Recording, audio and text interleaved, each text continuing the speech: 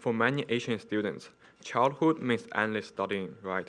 The stereotype is that Asian parents expect top rankings and scores, so they put pressures on their kids to achieve, and they try all kinds of ways to help them improve.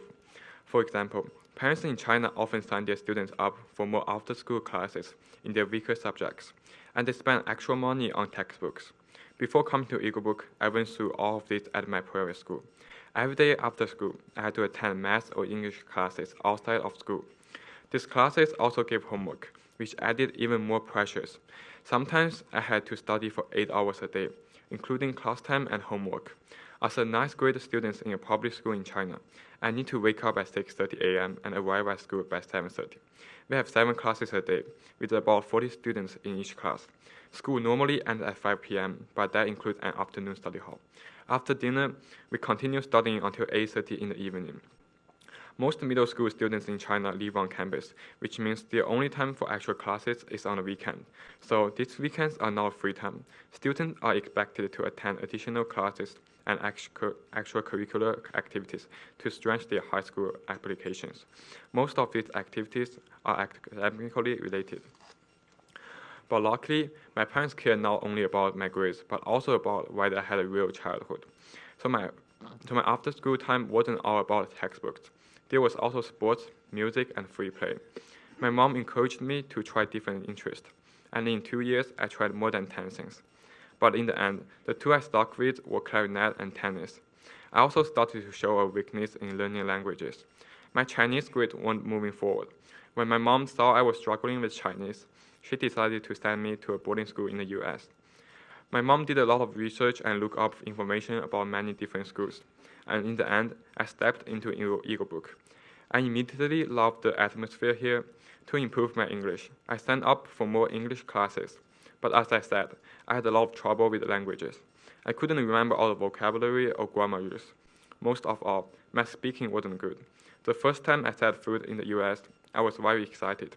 I loved the scenery, the buildings, and the cities. I was curious and wanted to ask a lot of questions, but most people couldn't understand what I was saying. I felt really sad and frustrated, and my confidence went down. When people asked me to repeat what I said, I felt super embarrassed. I was afraid to speak up and afraid people would laugh or mock at me. So I came to Eaglebrook feeling pretty nervous, but everything here was so warm and welcoming. The teachers and the whole school community accepted me, helped me improve my English, and slowly helped me rebuild my confidence. I also made many good friends here, including 2 of my best friends, Alex Lee and Ethan Xu. They have been like lights in my heart, giving me a lot of warmth and support. Here, I also find the courage to challenge myself. I tried a new sport, water polo. Ever since I started playing soccer at 7, my dream has been to become a goalie. In water polo, I made that dream come true. I did my best to learn and practice. And this past fall trimester, I had some of my best memories with the water polo coach and my teammates. But what really ignited my passion was a completely new sport I discovered, which is squash. Alex introduced me to it, and he became my first coach too. Almost no one in China knows about this sport, but for me, it wasn't just a sport. It felt like an important life choice. During my first tryout, I really struggled, even using a broken school racket. But after a few days of practice, I felt a passion I never felt before. I fell in love with the speed, the intensity, the strategy. I love how fast and competitive it is, and how players can hit those incredible shots that can finish a point. I train hard every day, learning how to swim and how to anticipate the ball. Alex also sacrificed a lot of his own free time to coach me. We practiced every weekend and whenever we have time. He told me so much: swim, footwork, serves, and how to stay focused. Thanks to all this support and hard work, I moved up from last place on JV team all the way to the 6th. After my first winter term, I spent most of my free time back in China practicing squash and building my basic skills. Even though I'm at Eaglebrook now, I still take actual English classes when I'm home. Every day, I go back and forth between the squash court and English classes. I wanted to use my vacation time to improve and learn more. I know I started later than others, so the only thing I can do is work even harder and make every single minute count. Last Friday, Mr. Mariani and my English teacher in China both suggested that I should shorten the thank you portion of my speech or share my thanks in person instead. However, I chose not to do that. Sorry, Mr. Mariani. Over the past few years, so many people at Eaglebrook here supported and helped me, and I feel it is important to thank them in front of the entire school.